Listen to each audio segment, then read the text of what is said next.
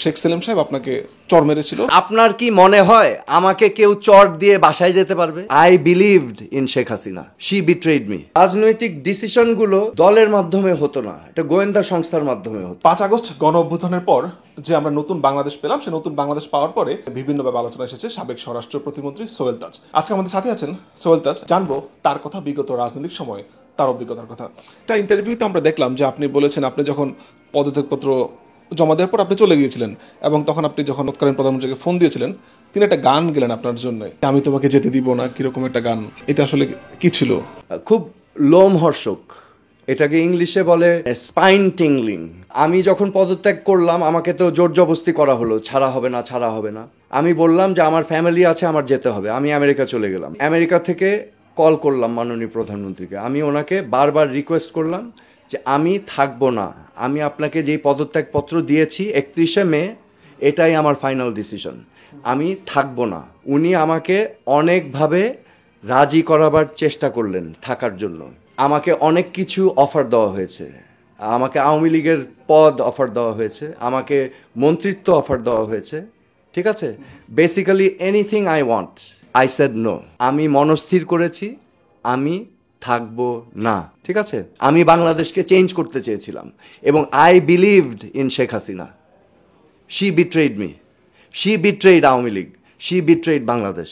আমি আজকে স্পষ্টভাবে বলছি, যে আমার চোখে পানি আসছে। This was a very big betrayal, ঠিক আছে। তখন আমি বলেছি আমি থাকবো না। এক পর্যায়ে উনি গান গাওয়া শুরু করলেন, আমি তোমাকে ছাড়বো না, আমি কাউকে ছাড়ি না, আমি তোমাকে ছাড়বো না। 2 মিনিট ধরে আমি ফোন ধরে থ মেরে গেলাম। একটা দেশের প্রধানমন্ত্রী গান গেয়ে, মানে ইট ইজ স্পাইন চিলিং। এটা আপনাকে আতঙ্কিত করবে, বিকজ ইউ ডোন্ট নো এটা কি, এই জিনিসটা কি। গান গেয়ে বলছে আমি তোমাকে ছাড়বো না, আমি কাউকে ছাড়ি না। Okay, so that means you have to understand. দেখেন, বাংলাদেশের ইতিহাসে কেউ কোনোদিন পদত্যাগ করেনি। দিস ওয়াজ মাই প্রোটেস্ট, আমার প্রোটেস্ট এগেনস্ট দুর্নীতি, অনিয়ম এবং সকল ধরনের অপকর্মের বিরুদ্ধে আমার প্রোটেস্ট ছিল। আমি ভেবেছিলাম মানুষ বুঝবে, কিন্তু মানুষ আমাকে আবার গালি দিয়েছে যে আরে কি বোকা লোক, মন্ত্রিত্ব ছাড়ে নাকি কেউ কোনোদিন। এটার ভিতরেই থেকে আপনি কাজ করতেন, ভিতরে থেকে কাজ করা যায় না, ওকে, যদি না একদম উপর থেকে ইচ্ছা না থাকে। একমাত্র ওয়ালটন এসি দিচ্ছে 1 বছরের রিপ্লেসমেন্ট গ্যারান্টি। একটা বিষয় বিভিন্ন জায়গায় ভাইরাল, সেটা হচ্ছে যে সেই সময় শেখ সেলিম সাহেব আপনাকে চর মেরেছিল এবং সেই কারণে আপনি স্বরাষ্ট্র প্রতিমন্ত্রী থেকে পদত্যাগ করেছেন। আপনার কি মনে হয় আমাকে কেউ চর দিয়ে বাসায় যেতে পারবে? তার যেতে হবে কোথায় জানেন? হসপিটালে। ওকে, উনি তো পাওয়ারফুল ছিলেন। Listen to me, listen to me. এখানে ফিজিক্যাল জিনিস তো না ভাই। ওনার সাথে আমার ফিজিক্যাল কোনো অল্টারকেশন হয়নি, ওনার সাথে আমার কোনো সামনাসামনি কোনো কনফ্রন্টেশন হয়নি। ওকে, আমি যেটা বললাম, আমাকে থাপ্পড় দিয়ে কেউ বাসায় যাবে না, ওকে, তার যেতে হবে হসপিটালে। না, এখানে আবার বলছি, আমার মিনিস্ট্রি চালাবার ক্ষেত্রে আমি অনেক বাধা এবং অনিয়ম দেখেছি, যেটা এসেছে অনেক মহল থেকে, এবং যেই মহলগুলোর এখানে কোনো কাজ ছিল না, বুঝাতে পারছি, এবং আমি সেই মহলগুলোকে সরিয়ে দিয়েছিলাম। তো এখান থেকেই হয়তো কনফ্লিক্ট আসতে পারে। পরিবারের সদস্যরা সব মন্ত্রণালয়কে কন্ট্রোল করেছে, ওকে, মন্ত্রী মিনিস্টাররা নামে মাত্র, এখানে একজন না, অনেক পরিবার সদস্য আছে। আমি স্বরাষ্ট্র প্রতিমন্ত্রীর দায়িত্ব নিয়েছিলাম অনেক বড় স্বপ্ন নিয়ে, কিন্তু আমি দেখলাম ওয়েট এ মিনিট, এই স্বপ্ন শুধু আমি দেখছি আর আশেপাশে কেউ দেখছে না। হোয়াট হ্যাপেন্স দেন ইজ, আমি দেখছি চারিদিকে বাধা এবং আমি আবার অন্যদের জন্য বাধা হয়ে গিয়েছি। বুঝাতে পারছি বিষয়টা? যারা এখানে স্বার্থান্বেষী মহল আছে, এবং স্বার্থান্বেষী মহল কে আছে এখন তো জনগণের কাছে স্পষ্ট হয়ে যাওয়ার কথা। আনফর্চুনেটলি আমি সরাসরি বলি, এটা একটা পরিবার কন্ট্রোল করেছে, পরিবার কন্ট্রোল করেছে সরকার, পরিবার কন্ট্রোল করেছে দলকে, পরিবার কন্ট্রোল করেছে সর্বস্তরের প্রশাসনকে। বিডিআর বিদ্রোহ নিয়ে অনেকে আপনাকে দোষারোপ করে, অনেকে আপনাকে আঙুল তুলে, যে সময় আপনার ভূমিকা কেমন ছিল? না, এখানে একটা মিসআন্ডারস্ট্যান্ডিং আছে, কারণ অনেকেই ভাবছেন যে আমি যেহেতু স্বরাষ্ট্র প্রতিমন্ত্রী ছিলাম, আমি ইনার সার্কেলের লোক। এখানে একটা বিরাট মিসআন্ডারস্ট্যান্ডিং আছে। ইনার সার্কেল হচ্ছে পরিবারের সদস্যরা, আমি ছিলাম ঢাল, শিল্ড, কারণ তাজউদ্দিন আহমেদের নামটা আমার সাথে আছে এবং তাজউদ্দিন আহমেদকে তাজউদ্দিন আহমেদ সবার জন্য গ্রহণযোগ্য। সো এই যে বিডিআর হত্যাকাণ্ডর মতো একটা জঘন্য নিকৃষ্ট ঘটনার সাথে আমাকে জড়ানো, আমি কিন্তু আমার দায়িত্ব যেটা ছিল আমি কিন্তু সেটা পালন করার চেষ্টা করেছি। আমি যখনই শুনলাম ঘটনা ঘটছে, আমি আইজি সাহেবকে কল দিয়েছিলাম, নূর মোহাম্মদ সাহেব। আমি আইজি সাহেবকে বলেছিলাম, আইজি সাহেব, স্ট্যান্ডার্ড প্রসিডিওর হচ্ছে এরকম একটা ঘটনা ঘটলে ওই পুরা কম্পাউন্ডটাকে ঘেরাও করে ফেলতে হবে সকল ফোর্স দিয়ে, যাতে যারা ভিতরে আছে অঘটন ঘটাতে চাচ্ছে তারা যেন বুঝে যে তাদের পালাবার কোনো পথ নাই। Then you plan attack, then move in করতে হয়, রাইট? ফোর্সেস দিয়ে ঢুকে যেতে হয়। নেগোসিয়েশন তো অনেক পরে, কিন্তু আমি কল করলাম, আইজি সাহেব বললেন আমাদের তো এরকম কোনো ইনস্ট্রাকশন দেওয়া হয়নি, কারণ এখানে মন্ত্রী মহোদয় আছেন, স্বরাষ্ট্রমন্ত্রী। তার মানে উনি আমাকে বলছেন আপনার কথা তো আমি শুনতে পারবো না, কারণ আমি বলেছিলাম আপনি র্যাব আনেন, দরকার হলে আনসার সদস্যদেরকে আনেন, আমাদের ব্যাপক ফোর্স লাগবে, পুরা কম্পাউন্ডটাকে সিল করে দিতে হবে। আমি তখন স্বরাষ্ট্রমন্ত্রীকে কল দিলাম যে আমাদের তো কম্পাউন্ডটাকে ঘেরাও করতে হবে, সকল ফোর্স দিয়ে ঘেরাও করে আর্মি ডাকতে হবে অপারেশন করার জন্য। উনি বললেন এটা প্রধানমন্ত্রী দেখছেন। এটা স্বরাষ্ট্রমন্ত্রী বললেন যে এটা প্রধানমন্ত্রী দেখছেন। আমি প্রধানমন্ত্রীকে কল করলাম যে আমাদের তো এটা ঘেরাও করতে হবে, আমাদের পুরা কম্পাউন্ডটাকে সারাউন্ড করতে হবে এবং এখান থেকে কেউ যাতে পালাতে না পারে, এবং আর্মি কল ইন করতে হবে, অপারেশন প্ল্যান করতে হবে। উনি আমাকে বললেন আমেরিকায় বসে বেশি বুঝো না, আমি দেখতেছি। তখন আমি আমেরিকা ছিলাম। তো আমার যে দায়িত্ব, আমি বিদেশে থাকা অবস্থায়ও তো আমি চেষ্টা করেছি, আমি ছিলাম একজন দেশপ্রেমিক যে বাংলাদেশকে চেঞ্জ করার জন্য এই স্বরাষ্ট্র প্রতিমন্ত্রীর মতো জঘন্য একটা পজিশন আমি নিয়েছিলাম। বিষয়ে আপনার সম্বন্ধে আসে যে বিডিআর যারা বিদ্রোহী ছিল তাদেরকে আপনি পালাতে হেল্প করেছেন। এর থেকে হাস্যকর কিছু হতে পারে না। এটা একটা প্রেস কনফারেন্সে আমি দেখেছিলাম কয়েকদিন আগে, মেজর জেনারেল মতিন সাহেব বলছেন প্রাথমিক তদন্তে আমরা দেখেছি স্বরাষ্ট্র প্রতিমন্ত্রী সোহেল তাজের কোনো সম্পৃক্ততা পাওয়া যায়নি, কিন্তু আমাকে জেনারেল এরশাদ বলেছেন যে উনি শুনেছেন যে সোহেল তাজ নাকি খুনিদের পলায়নে সহায়তা করেছে। তা আমি এটা দেখে তো আশ্চর্য হলাম। প্রথম বিষয় হচ্ছে শোনা কথা, এরশাদ সাহেব শুনেছেন আরেকজনের কাছ থেকে, এবং জেনারেল এরশাদ একজন প্রয়াত ব্যক্তি, এবং উনি বলেছেন মেজর জেনারেল মতিনের কাছে। এখন এরশাদ সাহেব শোনা কথা আবার বলেছেন, কিন্তু আদৌ বলেছেন কিনা জেনারেল মতিনকে এটার বা প্রমাণ কোথায়? কিন্তু এর থেকে আরও আশ্চর্য বিষয় হচ্ছে, আমি যেটা হাস্যকর মনে করি, খুনিদেরকে পলায়ন করতে আমি সহায়তা করেছি। কবে? আমি তো দেশে ফিরেছি 10ই মার্চ। তাহলে কি খুনিরা অপেক্ষা করেছে 27 তারিখ, 28 তারিখ, 1 তারিখ, 2 তারিখ, 3 তারিখ, 4 তারিখ, 10 তারিখ পর্যন্ত অপেক্ষা করেছে আমার জন্য?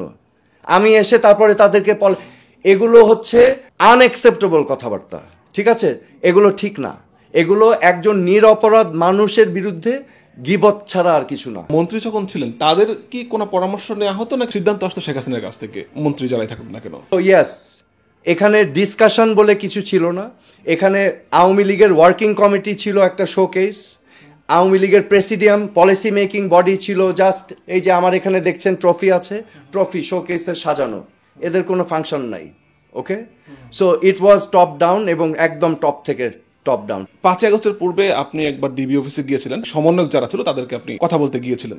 তখনও নিশ্চিত ছিল না যে আওয়ামী লীগ সরকার পালিয়ে যাবে বা শেখ হাসিনা পালিয়ে যাবে। সেই সময় কোনো চাপ কি ফিল করেছিলেন? আমি প্রথম প্রতিবাদ করি আমার অবস্থান থেকে। আমি যখন 15-16 তারিখে দেখলাম যে নিরীহ ছাত্রছাত্রীর উপর নির্যাতন চলছে, ছাত্রলীগ দিয়ে হলগুলোতে ছাত্রছাত্রীদেরকে পেটানো হচ্ছে লাঠিসোঁটা দিয়ে, রামদা দিয়ে, এবং পুলিশ যখন গুলি করলো, আবু সাইদ মারা গেল, মুগ্ধ মারা গেল, তখন আমি একটা স্ট্যাটাস দিয়েছিলাম আমার ফেসবুক পেজে। আমার অবস্থান থেকে আমি বলবো এটা একটা মারাত্মক জিনিস আমি করেছিলাম, ঠিক আছে? কারণ আমি অনেক রিস্ক নিয়েছি, আমার উপরে এমনি প্রেশার সবসময় থাকতো, কিন্তু আমি রিস্ক নিয়েছি কারণ আমার বিবেক বলে একটা জিনিস আছে। কারো কোনো ধারণা ছিল না আন্দোলনটা কোন দিকে যাবে, কারণ আমরা শুনছিলাম আরও কঠোর হবে, আবার বলছে যে সমঝোতা হবে, আবার বলছে যে আলোচনায় বসবে। সো ওই মুহূর্তে যখন আমি দেখলাম যে ডিবি অফিসে আবার একটা নাটক সাজানো হচ্ছে, এটা আমাকে খুব বদার করলো, কারণ আমি তো জানি এগুলো কিভাবে হয়, ধারণা আছে। তো আমার কাছে জিনিসটা একেবারে ভালো লাগেনি। তখন দেখলাম আবার সমন্বয়করা নাকি আন্দোলন প্রত্যাহার করার ঘোষণা দিয়েছে, আবার তার কয়েকদিন আগে দেখলাম তাদেরকে নির্যাতন করা হয়েছে। Look, this was purely my concerns. আমার বিবেক আমাকে নাড়া দিয়েছে যে আমি কি করতে পারি। আমি তো একজন সাধারণ নাগরিক, কিন্তু আমার একটা পরিচিতি আছে, ক্যান আই হেল্প? তখন আমি চিন্তা করলাম আমি ডিবি অফিসে যাব, এবং এখানে যেই ড্রামাটা হচ্ছে যে তারা সেফ কাস্টডিতে আছে, আমি যদি এটা প্রমাণ করতে পারি যে তারা সেফ কাস্টডিতে নাই এবং তারা গ্রেফতার হয়েছে, তাহলে তারা যেই ঘোষণা দিয়েছে ইট বিকামস ইনভ্যালিড, কারণ গ্রেফতার অবস্থায় কোনো ঘোষণা কিন্তু গ্রহণযোগ্য হয় না। ওকে, দ্বিতীয় তাদের সেফটি, যে আমি গেলে এটা এখানে হাইলাইট হবে। তৃতীয়, আমার একটা মেসেজ ছিল আমার সেনাবাহিনীর ভাই বোনদের কাছে এবং আইন শৃঙ্খলা রক্ষাকারী ভাই বোনদের কাছে। সেই মেসেজটা কি আমি জানি, আমাকে অনেকেই পছন্দ করে এই বাহিনীগুলোর ভিতর। তো আমি একটা মেসেজ দিতে চেয়েছিলাম যে আর একটা প্রাণ যেন আমরা না হারাই, ঠিক আছে, আর একটা গুলি যেন না যায়। আমি ভেবেছি আমার কথায় যদি একটা গুলিও কম হয়, I will save a life. এখন তো একটা সরকার, অন্তর্বর্তীকালীন সরকার দেশ চালাচ্ছে, বিএনপি একটা বড় দল, তারা নির্বাচন চাচ্ছে, কিন্তু একজন উপদেষ্টা যে তিনি বললেন যে মানুষ গণ অভ্যুত্থানে নেমেছে নির্বাচনের জন্য না, তারা নেমেছে সংস্কারের জন্য। কি মনে হয় যে নির্বাচন আসলে কতদিনের মধ্যে দেওয়া উচিত, বা মানুষের আসলে এখানে চাওয়াটা কি ছিল গণ অভ্যুত্থানের মধ্য দিয়ে? না, এখন দেখেন রাজনৈতিক দলরা তো চাবেই নির্বাচন, কিন্তু আমার মতে আমি সাধারণ মানুষ, জনগণ, আপনারা আলাপ করে দেখেন, ইউ আর দ্য মিডিয়া, আপনাদের কাজই কিন্তু এটা। আপনারা জরিপ করেন, জনগণের সাথে কথা বলেন, জিজ্ঞেস করেন কি চায়।